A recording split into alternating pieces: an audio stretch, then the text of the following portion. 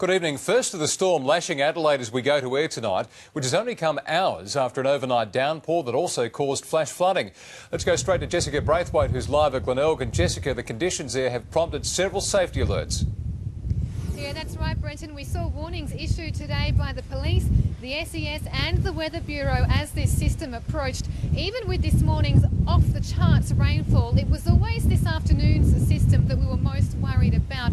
We're certainly seeing the brunt of it here at Glenelg. We've got the winds whipping up and the waves too. We've even got surfers down by the jetty here, which is a very rare sight. But it is a dangerous system, and right across the suburbs, residents tonight are trying to cope with it. The strong winds and pouring rain rolled in late this afternoon, just as the Weather Bureau and emergency services had warned they would.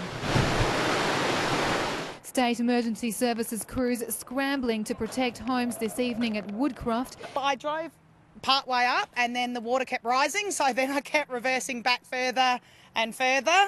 Heavy rains creating a flash flood that had residents on edge. We've not ever had to have sandbags and trenches and driving across the neighbour's lawn to get into my driveway. While others were a little more relaxed, seas whipped up so much at nearby Christie's Beach the waves were big enough for a suburban surf.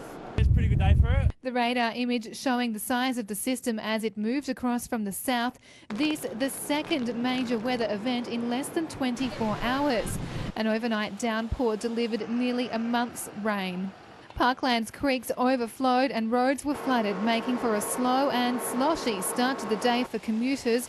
Traffic brought to a crawl at Hackney. So Hackney Road was flooded, Melbourne Street was flowing due to a blocked culvert, and there was debris down Melbourne Street where obviously the water had run through.